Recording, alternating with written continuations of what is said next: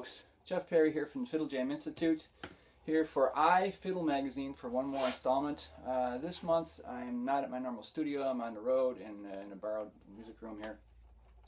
But Mike and I talked about what we need to do this month. Is a good subject was fingerboard visualization. It's kind of hard to say. Fingerboard visualization. So how do you picture where the notes are that go with the chords you'll need in the song? And a lot of the melodies will be chosen from those notes. If you're a classically trained musician, you've already practiced arpeggios. If you've heard of arpeggios but don't know what they are, well, they're simply chord tones. Now, the fiddle and violin aren't very good at chords, like a guitar is. We sound like a broken ukulele at best, I think. But a lot of our repertoire, whether it's a bluegrass tune or a classical piece, revolves around the notes in the chords because they are fitting the chords, and notes in between are just kind of passing notes.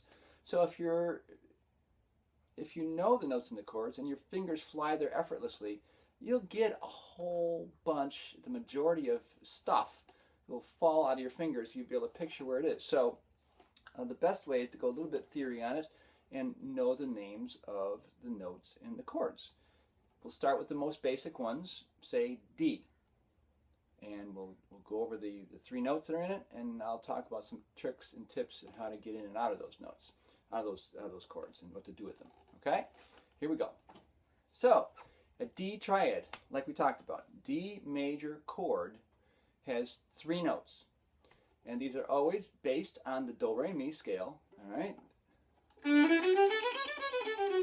D major scale. It's always the first note, of course, the third note, and the fifth note. That's the secret thing if you don't know anything in music theory.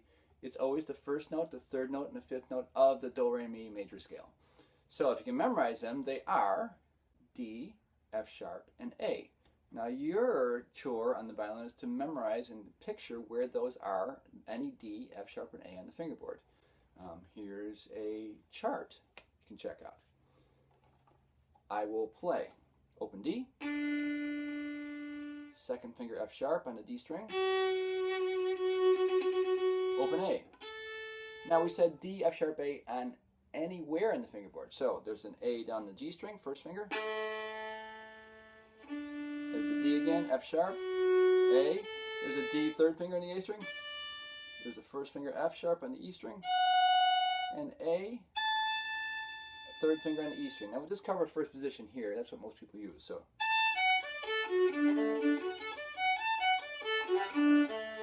be able to wander around those and make up stuff.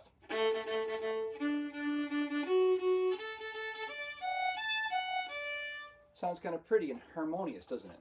Well, it is harmony. It is what the chords are made out of, so those notes are in harmony with the chord in the basic structure of a song, or any part of a song that has a D chord in it. So remember, D, F sharp, A for that. Now, what can you do with these? Well, they do sound a little bit sterile by themselves. We'll go over this for each chord for sure. It sounds kind of boring after a while. It sounds pretty, but a little boring. Well, you can kind of, one exercise might be to do patterns with it. So start on the lowest note and go three notes. And then start the next note, D, F sharp, A. And then the next note, F sharp, go three notes. The next one, A, and then D. Do that backwards. So the A and the E string, go down three, and then F sharp, D, A, F sharp. So.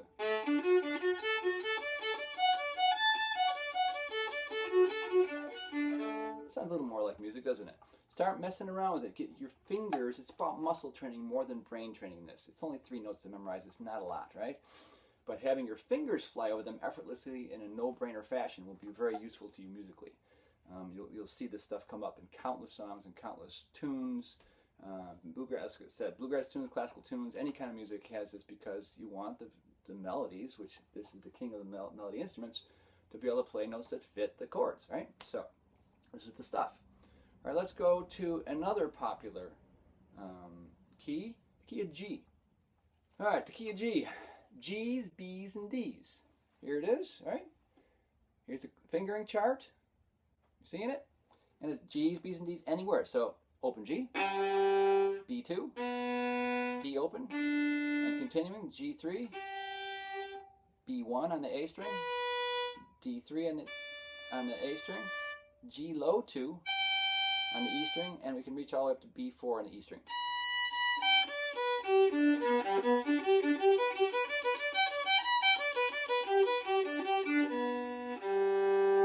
And again, mess around with these notes, make up your own patterns, play them to a beat.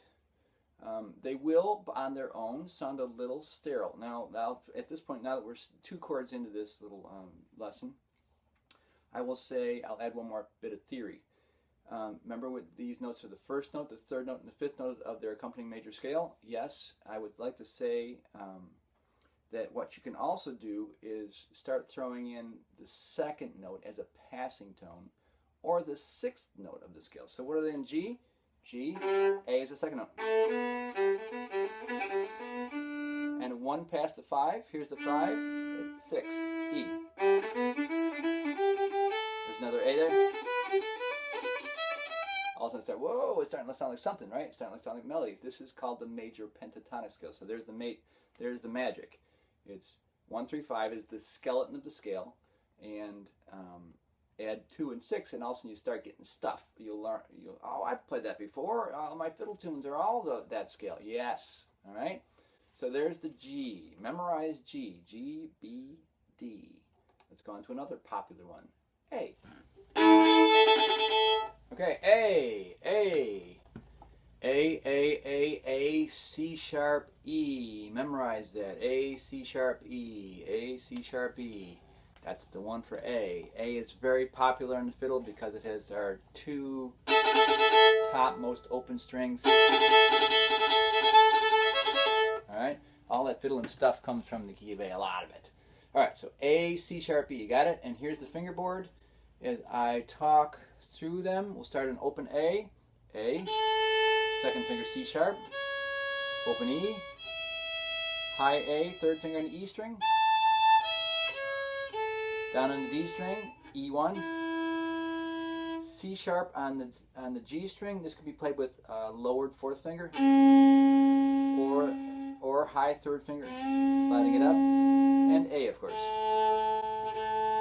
The C sharp and the G string, if you're not going to slide it, just plop your 4th finger down. Most people can reach that. It goes right in tune. People are scared, especially fiddlers, to use their pinky. I understand, it's our weakest finger, but you just plop it down next to 3, it always goes right perfectly in tune. There's no sin, depending on the style, of sliding the C sharp up from the 3rd too. Any C sharp. And I was putting those 2 extra notes in there just with that riffing there. Remember, this is 1, 3, 5 is A, C sharp, B, and the 2 is 1 up from the 1. Of course, 1 up from A is B, so you can add any B. And you can go 1 up from the 5 is the 6, which makes this into major pentatonic scale. B, slide to 3. E, up 1 is F sharp. A, B, slide to C sharp if you want. E, F sharp.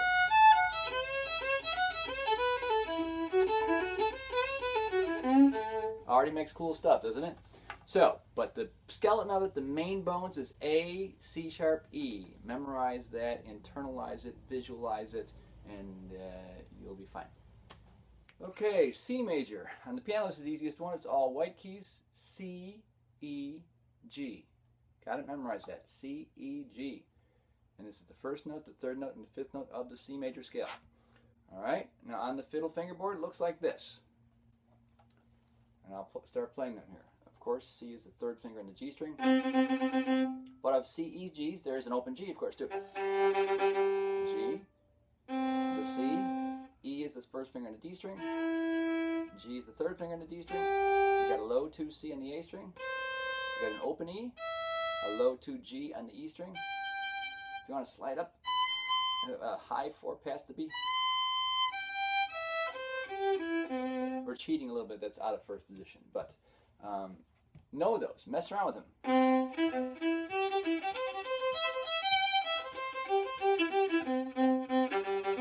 Again, staying with just an arpeggio if you're jamming or something, it sounds a little bit bugle-like, doesn't it? Because the bugle is, doesn't have any valves, no in-between notes, it only has those notes. That's why songs that are played on the bugle are all arpeggios. Anyways, a little side note. So we don't want to sound too bugle-like because we're a fiddle. We're the king of the melodic instruments. So how do you add melody? Well, you put passing notes in between the skeleton, which is the arpeggio of the key. The 2 and the 6 are very popular notes to start with. What are the 2 and the 6? Well, C, D is the second, and 1 past the 5, which is G, is A. So add A's and D's in there. D, A, D.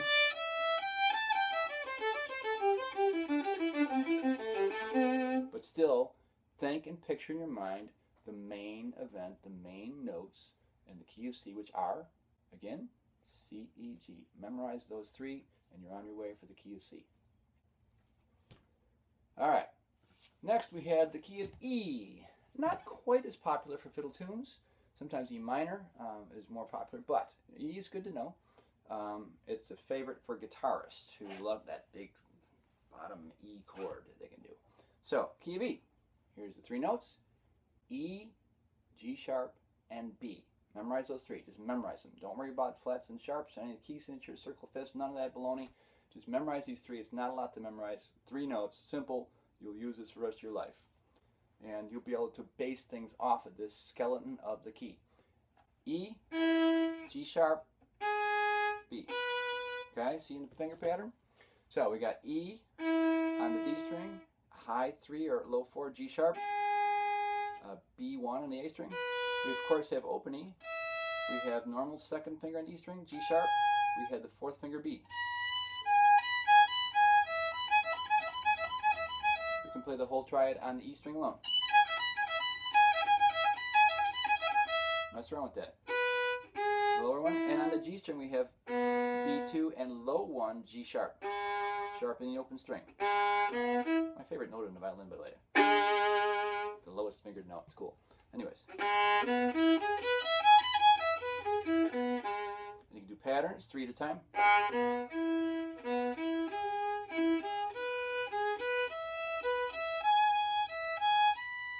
Or mix them all together in triplets.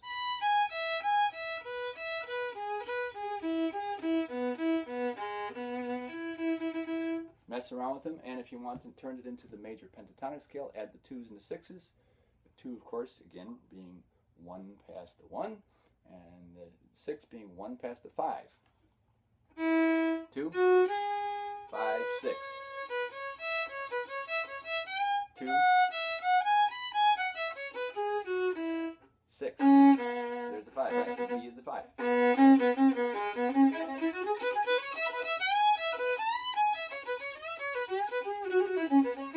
Starts sounding cool, doesn't it, right away when you start filling in, but knowing the mechanics, the skeleton of the scale is the most important foundation to hit. Okay, so like I mentioned at the beginning, this is not meant to be an exhaustive concordance of all arpeggios and scales and stuff. This is just meant to be a quick introduction to picturing the most popular chords on your violin and fiddle fingerboard. There's I think we just did 5. Those are good ones to know. A quick tip to know also is that these are also related, as if you're classically trained, you know relative majors and minors. It's chords that's similar. So the pentatonic stuff we mentioned, the little more advanced tricks of adding the 2 and the 6, also transfer over to minor. Like say C, which was C, E, G, I just did. You take it down, and we had added the A and the D, didn't we? Those notes are all in A minor. You just go down a step and a half. So to find the minor, so C, down 1 note to B, and down another whole step to, so it's down a half step to B, a whole step to A. It's down a step and a half.